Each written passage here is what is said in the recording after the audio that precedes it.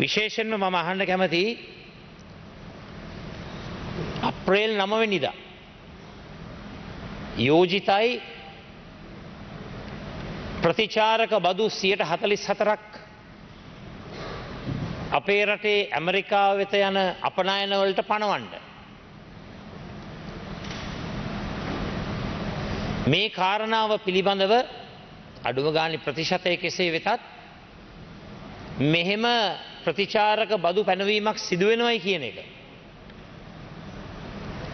මුළු ලෝකෙම දැනගෙන හිටියා. රජය දන්නේ නැද්ද නොවැම්බර් මාසේ ඩොනල්ඩ් ට්‍රම්ප් ජනාධිපතිවරයා ජනාධිපති වුණේ? ඉලෙක්ටෝරල් කොලෙජ් එක දින්න විතරක් නෙවෙයි ජනප්‍රිය ඡන්දෙනුත් පොපියුලර් වෝට් එකනුත් දෙන්න. සෙනට් සභාවෙත් බහුතරය ගත්තා. House of Representatives එකෙත් බහුතරය ගත්තා. ඔහුගේ මැතිවරණ වේදිකාවේ ප්‍රධානතම මාතෘකාව වුණේ Make America Great Again. විශිෂ්ට රටක් බවට ඇමරිකාව පත් කරන්න.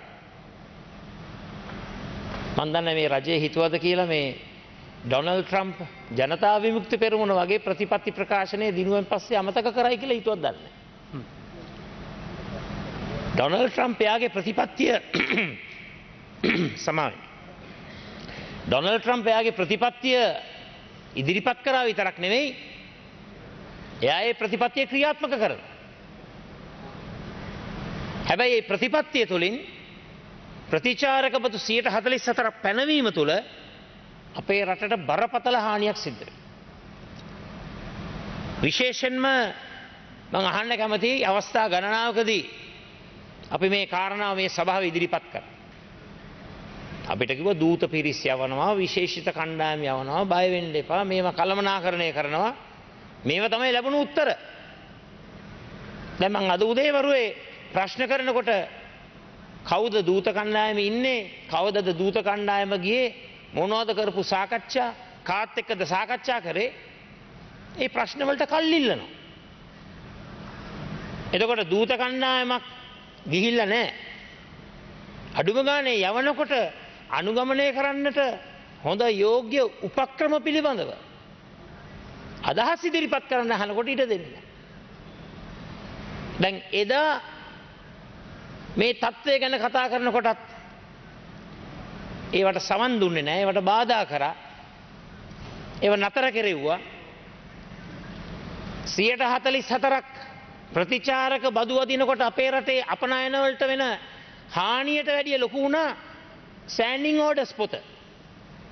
ස්ටෑන්ඩින් ඕඩර්ස් පොත පෙන්නලා කියනවා කටවහන්න කියලා මෙයාට. දැන් වෙලා නැහැලු කතා කරන්න. මම පොඩ්ඩක් කියන්න කැමතියි අඩු ගානේ මේ ටිකවත්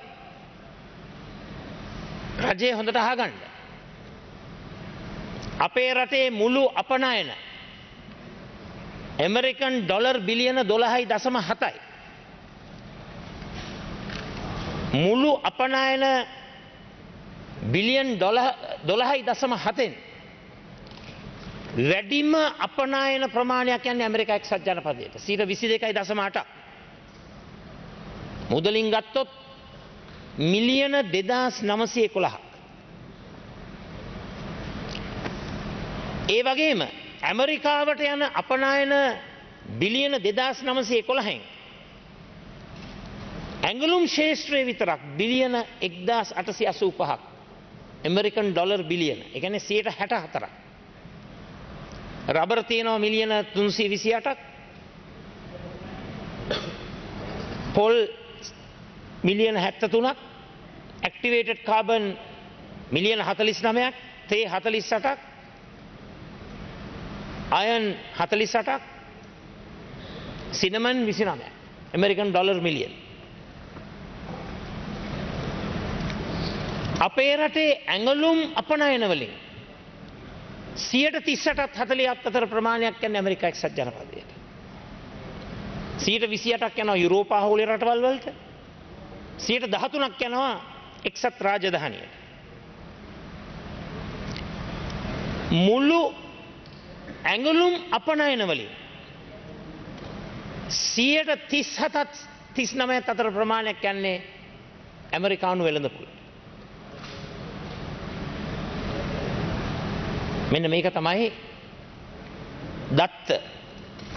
මම දන්නේ මේ දත්ත පිළිබඳව රජයට යම්කිසි අවබෝධයක් තියෙනවද නැද්ද කියන කාරණා. දැන් අපි ඇහුවාම දූත කණ්ඩායමක් යවනවද නැද්ද කාවද යවන්නේ? ඒව ගැන උත්තර නැහැ. ඒ කියන්නේ රජයට පැහැදිලි වැඩපිළිවෙලක් නැහැ.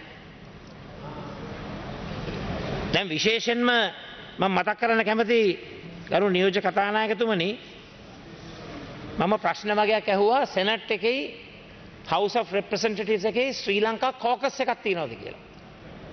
ඒකට වැදගත් හේතුවක් තියෙනවා. ඒ මොකද ඇමරිකාවේ වෙළඳ ප්‍රතිපත්තියට, ඇමරිකා එක්සත් ජනපදයේ වෙළඳ ප්‍රතිපත්තියට යම් බලපෑමක් කරන්න පුළුවන් සෙනට් එකටයි House of Representatives එකටයි. මම දන්නේ රජය ඒක දන්නවද නැද්ද කියලා. පොඩ්ඩක් කියවලා බලන්න ඇමරිකානු ව්‍යවස්ථාවේ ආටිකල් 1 section 8. ඒ කියන්නේ ව්‍යවස්ථාමය බලයක් තියෙනවා. නීති සම්පාදන බලයක් තියෙනවා මේ සෙනට් එකටයි House of Rep එකටයි. ඒ කියන්නේ වෙළඳ නීති අනුමත කරන්න පුළුවන්. වෙළඳ ගිවිසුම් අනුමත කරන්න පුළුවන්.